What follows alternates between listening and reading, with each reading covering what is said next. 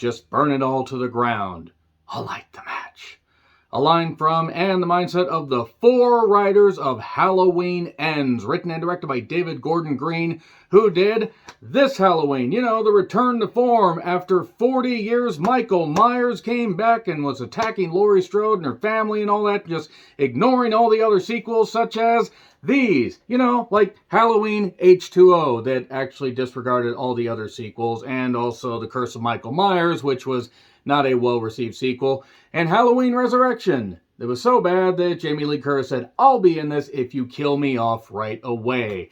But yes, it is the conclusion that started with this and continued with Halloween Kills, where evil dies tonight, evil dies tonight, evil dies tonight. Except evil didn't die because we got a 3rd installment. So Halloween Ends, does it? I'll talk about that in the spoiler section. So this is streaming on The Cock and also in theaters. I decided to watch it on The Cock because after the mild disappointment that was Halloween Kills, and I think mild disappointment is actually putting it mildly, because I actually, more that I think about it, only really enjoyed when he dismembered all the firefighters, because it was a pretty cool, you know, death sequence. Just a series of Michael Myers just going absolutely nuts, saying, oh, you tried to burn me? Ha ha, ha ha, ha ha. And then he went on another killing spree, and then we just got a bunch of supernatural bullshit and a weird ending that led us to this movie that's taking place 4 years later. And Laurie Strode, played by, played by Jamie Lee Curtis. She was in this, the John Carpenter classic. That's, God, 44 fucking years old. 44 years of Laurie Strode and Michael Myers either being brother and sister, like in Halloween 2, or then we go to Season of the Witch. 8 more days till Halloween, Halloween, Halloween. 8 days till Halloween, Silver Shamrock. Check out my retro review of that. Or all the other sequels, they just disregard. A whole bunch of disregarded sequels, and a whole bunch of different timelines and plot lines, and doing all this. And now, how's this movie? Well, depending on how you felt about Halloween Kills, that'll dictate how you feel about this. I'm just going to say right now, you'll want to probably take your expectations and lower them, and then lower them, and then keep lowering them, and lower them until the point you have to dig a hole in the ground. Keep lowering them till you have to shout, let it all out, and you'll bury them so deep you won't be able to dig them out of this hole that you put your expectations in. Come on. Am I tipping my hand as to how I felt about this movie yet? Yeah, 4 writers. 4 fucking writers. This movie was a colossal disappointment. Now, granted, the way that it wrapped up, and that's the only mild spoiler I'm going to provide. The way they wrapped it up, okay, it sort of makes sense. The problem is the movie's so goddamn convoluted. Remember how they, went all crazy with the Scream franchise, and it got really, really convoluted by the 3rd one? Remember Scream 4? That seemed like it was disjointed because it seemed like it had too many people writing the movie? Congratulations, you're kind of getting the same thing with this. So the other writers, and by the way, David Gordon Green did direct other movies such as Pineapple Express, Your Highness, and The Sitter, that I kept calling The Shitter because I didn't think it was very good. So Danny McBride, he did a bunch of stuff. See Above, him and David Gordon Green were in lockstep. Chris Brennier, this is his feature credit. He only did like one, I think, TV episode or something. And Paul Brad Logan, who did Manglehorn. I don't know what the hell Manglehorn is. I know it came out in 2014. Jamie Lee Curtis reprises her role for the final time. Has to be the final time. Honestly, has to be, because she's not getting any younger, and what else can she really do in this? So yeah, Jamie Lee Curtis, who is terrific. She's been terrific since the first Halloween. She was great in Prom Night, despite the fact Prom Night wasn't all that good. She was even great in The Fog, despite the fact that, well, The Fog 1980 was certainly better than this, than the 2005 incarnation. I retro-reviewed both. And Lindsay Wallace, played by Kyle Richards. I'm just going to say right now, I have no idea how a woman that looks to be maybe 28 at the most is in her early 50s. I forget if she's 51 or 52. She's friggin' gorgeous and apparently has found the fountain of youth. Allison, Andy Matichak, I'm assuming I pronounced that right, she returns as Laurie Strode's granddaughter. So, at the end of Halloween Kills, sorry, bit of a spoiler, but why would you be watching this if you haven't seen Halloween Kills? Judy Greer's character, that's Laurie Strode's daughter dies. She dies because Michael Myers leads her into the house and he kills her. And one of the weirdest endings that I've seen in a while. One, why'd she go in the house? How was Michael Myers there? And what the hell was that? What were we doing? Why'd they jump around in various plot lines and do a whole bunch of stuff and do a digital version of Donald Pleasance? I don't get it. So, Will Patton was also in this, and even though this takes place 4 years after the events of Halloween Kills, I do have a question. Why does Will Patton look about 20 years older? Why does he, I know that he suffered injuries in the previous two, but come on, guys. Anthony Michael Hall, thankfully, is nowhere to be found, not even in flashbacks, because evil died that night. Except it didn't, because we're still doing this shit. The Shape, Nick Castle, I think, sort of reprises his role, or maybe it's just in the archival footage. Nick Castle, by the way, fun fact, the original Michael Myers directed The Last Starfighter. I know, I was shocked too. I need to retro-review that. Let's get into the movie, by the way. So yeah, 44 years after all this stuff and this weaving and everything, we are introduced to a new character, Corey Cunningham, who is played by Rohan Campbell. And after a certain thing that happens, and I'm not, even though it's in the opening scene, I'm not going to talk about it. A certain thing that happens, he's kind of blacklisted and seen as a terrible human being by the citizens of Haddonfield. That kind of manifests. And even though that takes place a year after the events of Halloween Kills, we then go to 2022, the year of our Lord and Savior horror movies, not named Halloween Ends. And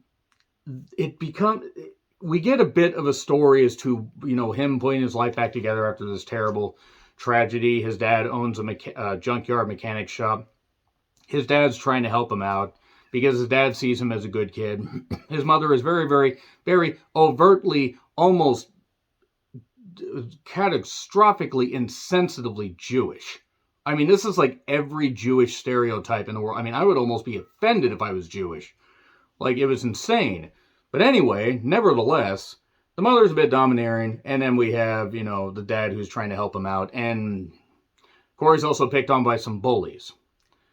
It's kind of like the Rob Zombie Michael Myers adaptation, except we didn't have to have Sherry Moon Zombie in here. Check out my opinions on her in the Munsters review. We did get Scout Taylor Compton out of it, so that's not the worst thing in the world. Allison works at a hospital, and her and Laurie are living in a house in a neighborhood. Who are you going to call? Strode, Busters. I'm trying to have humor here because this movie is goddamn atrocious. Every bit of pacing, cohesion, whatever, anything they try to wrap up would make sense, and I don't mind them trying different things. The problem is, this movie makes characters go from 0 to 120 within the same scene. Bing, suddenly people are flirting, suddenly people are together. Bing, suddenly we got this stuff going on. Michael Myers is barely in the movie. That is one little spoiler right there. He is barely in the movie, which, okay, considering this is supposed to be Halloween Ends, I guess it makes sense. But the way they go about all this stuff, it becomes goofy and ridiculous and stupid. And it's really, really badly written. And it is badly acted. I have seen Hallmark movies. I have seen Tubi, or not Tubi movies, that have had better acting in this. And this has Jamie Lee Curtis basically slumming it in a role where she's trying, it's not even the actor's fault. It's not even that they're bad. But any of the people that are any good are hampered by atrocious writing by 4 different people. And by Christ, you can tell it's a clash of ideas, and they're just doing this and rattling around like 2 cats fighting in a tube sock. Or maybe 2 anteaters trying to make out. I don't goddamn know anymore. Animals just doing weird things and fighting around. Maybe it could be like the Tasmanian devil spinning around and everything. Or rabbit season, duck season, rabbit season, duck season. There's just a lot of bad cohesion, a lot of bad shit going on here. The kills aren't even that good. Granted, it isn't called Halloween Kills, it's called Halloween Ends, but some kills happen off camera. One in particular happens later in the movie, involves a face being busted open. It is kind of hilarious. The movie's not scary. The movie's more funny than anything else, but not the kind of funny where, okay, they meant it to be that funny. No, this is just really bad, and the characters are really poorly written, and we're just going to go here, then we're going to go here, and then, okay. There's no suspense. There's no surprises. It's just the way they go. You're like, wait, what? Why would you do that? Why the hell would you do that? Why would you do any of that? Like, are you trying to introduce new people? What are you trying to do? Are you trying to say Halloween isn't going to end? Or are you going to continue this whole plot line? It seems like we will get an eventual reboot, and maybe with a couple of these characters, possibly. Maybe. I don't actually know. Because, granted, I don't know with how badly received Halloween Kills was and how badly received this movie had been so far, especially by critics. I'm thinking that this will be the end, and maybe in 10 to 15 years they'll do another one, because Hollywood doesn't want to take a chance on any ideas unless it's A24 or Neon funding the goddamn thing. Or a few other movies, or a few other places like Shudder. Shudder is willing to take a chance on some new ideas. Nevertheless, Halloween will officially end. Please, thank God it's going to end, because I don't think I could have taken any more of this. And by the way, I loved this Halloween. I thought this one was great. Yes, they did some bullshit stuff with Dr. Loomis and everything, but you know what? It was quite goddamn good. Well, I mean, it wasn't actually Dr. Loomis. It was somebody that studied Dr. Loomis and wanted to be, but you get my point. And then it just went off the rails, not even on a crazy train. It just went completely off the goddamn rails. And sure, trying new things is fine, but this just ended up being a goddamn mess. I've ranted about this plenty. It's on the cock if you want to check it out. Or you could just watch it in theaters. I'd recommend, if you have Peacock, the cock, check it out there, because then you can pause it and then wonder if everybody that wrote this movie, produced this movie, and had anything to do with putting it together from a technical standpoint, sustained several major head injuries before they decided to start rolling. And you have to wonder if the actors were all soma'd. Or if they just were, then injected with a bunch of goddamn adrenaline. Like, oh, you're soma'd, you're all out of it, now act all crazy! This sucks. This movie is really, really bad. Anyway, on Peacock or theaters. Check it out if you want. Getting into spoilers right now. 3, 2, 1, and spoilers! Okay. The thing happened in the beginning with Corey. He's babysitting a little brat shithead named Jeremy that likes to pick on him for no reason. Corey apparently mowed the lawn for the parents and was a babysitter. But after watching The Thing, 1981, haha, John Carpenter, ha ha ha ha ha, they decided Jeremy's just a little shithead to him for no reason. Corey's being picked on constantly, even by this kid. Well, then he gets locked in the attic, and he's freaking out. He doesn't like to be in enclosed spaces. He's freaking out for whatever reason. And then he's trying to kick the door open. The parents are getting home, and he kicks the door open, and Jeremy gets hit by the door, and falls out over the banister, and splats right on the goddamn ground. And right before that, the parents hear him say, "Jeremy, let me out. I'm going to kill you, you little shit." And then Jeremy dies. Then the parents are blaming him, obviously. And then a few years later, he's out of jail. I guess apparently it was involuntary manslaughter. It was an accident. I did like the pumpkin human centipede intro. Then clips from the original. Laurie has a narration while she's writing her memoir. It should have been a memorial for, how dead this movie was on arrival. 2018 and Halloween Kills clips as well. That's hard to say. But everything has all come together. Then after that intro, we get maybe to the meat of the matter with the story. But, Jesus Christ. Haddonfield descended into a plague of grief, pain, and paranoia. And that was just the viewers after watching this. And she bought a house in the neighborhood. She's with Allison. They're all having fun. They're trying to move on from the fact that, well, Laurie's daughter, Allison's mother died. And then Corey is working at that junkyard, gets a motorcycle, gets picked on by some bullies. Laurie stops him from that because she sees, okay, you shouldn't be picking on that. Maybe Haddonfield's descended into madness. And these bullies are so badly written. This is literally like if you just took a few ideas from the Rob Zombie original, how the kid got picked on and everything, and you took stuff from Halloween Kills. You just took a little bit from every single Halloween movie, even Season of the Witch, and put it there. It's Halloween, Halloween, it is Halloween, Silver Shamrock. I know I got the song wrong. I'm sorry. I'm pissed off. So yeah, the four kids do that.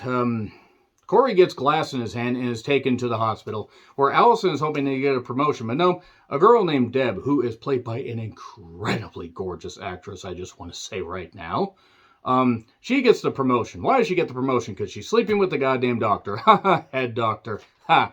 But she's picking the glass out of Corey's hand, and she suddenly just falls for him. Falls for him instantly. Like, this is instantaneous. I've had stalkers that didn't fall for me this quickly. And that's actually true. I've actually had a few stalkers. It's actually rather frightening.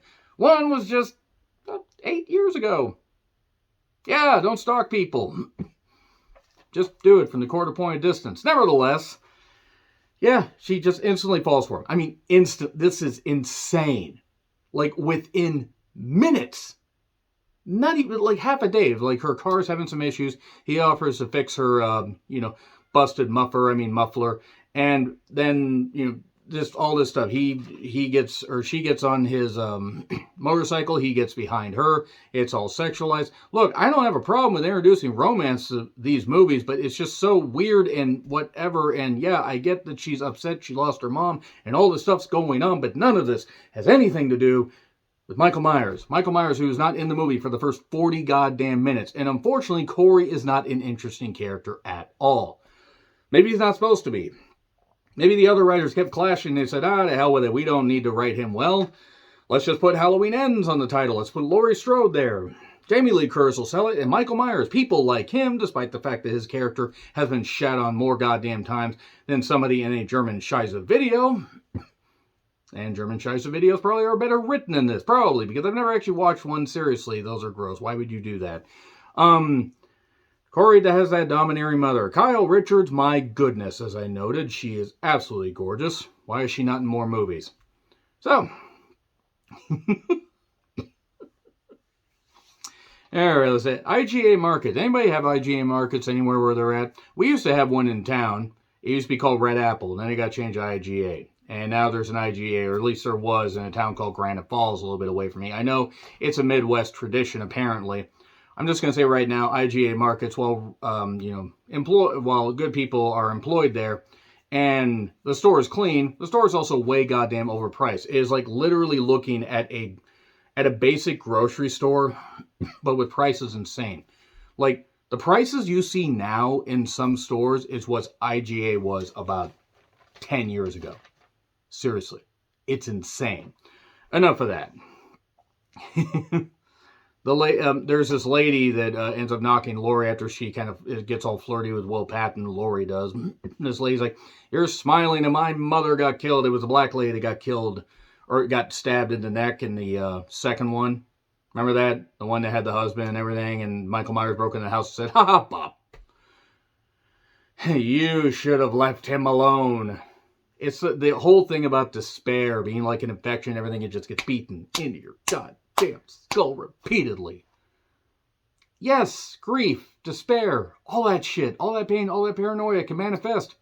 We have evil either as an external force or inside all of us. Okay, we get it. Can you get to the killing? Can you wrap this thing up? This was an hour and 50 minutes long and had no business being more than 90 goddamn minutes.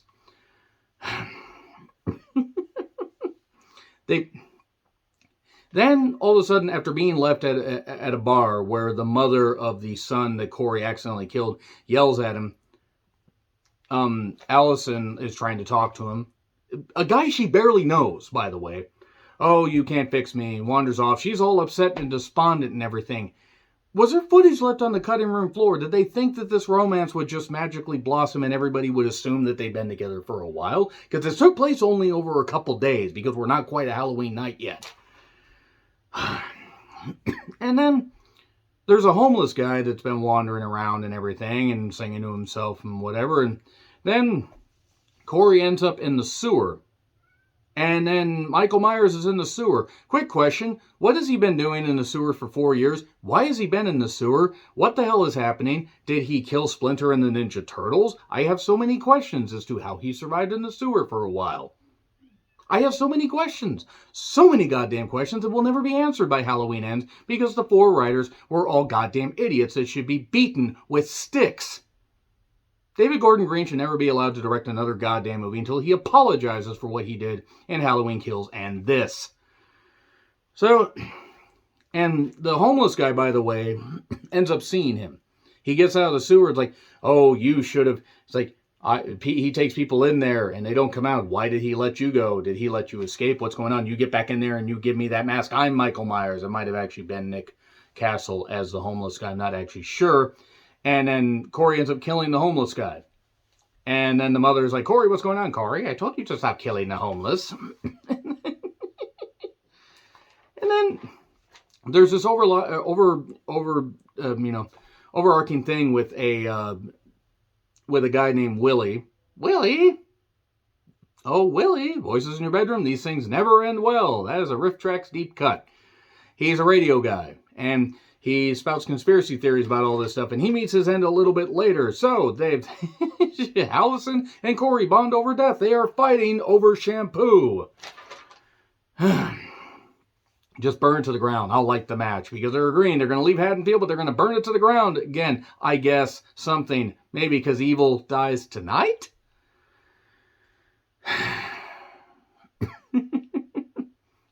This guy Doug showed up. This guy that's this cop that apparently was an ex-boyfriend of Allison's.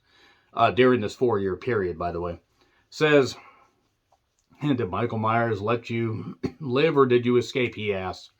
Corey's asking Allison. Doug gets killed by Michael Myers and he's like, show me how to do it, please. You're nice right there in the stones. I could have seen that if anybody could have seen anything in this badly lit sewer. I didn't expect a goddamn supernova, but good God, I'm like, I assume there's a nice scene going on here. Sure wish I could see it. The dad said he was trying to forgive Corey, the dad of the son that got killed, but he saw it wasn't Corey behind the eyes, the black eyes, the devil's eyes. Damn it. So, the doctor, give me the news. You're banging a nurse who's, well, really hot. I don't have the lyrics. So, Deb and that doctor go there. Deb and the doctor sounds like an ABC spinoff of Grey's Anatomy. They're in the doctor's house. The doctor gets killed instantly. Corey's wearing the same smiley mask that he had on at the party that was at the bar that the mother yelled at him during. It's Corey in a mask. So he kills the doctor but gets locked outside, and then Michael Myers is somehow in the house and kills the girl, piercing her, plunging it inside her against the wall. All-eyed, never mind. But and then he's with Allison. They're together, something, whatever. They're just there, burn it down. They're all together, flirty, and Laurie knows something's up. And there's the radio guy, Willie, who ends up threatening them. This is within 40 minutes of the end of the movie, if that. And then Laurie says, 2 kinds of evil, existential force, or the evil inside all of us. You can't be with Allison or whatever. I want to try to help you, but you can't be with her. If I can't have her, no one will. You should give into that. I'm the psycho. You're the freak show. And then Laurie tries to warn Allison. She says, no, I'm not going to do that. I'm going to go with this guy that I just met.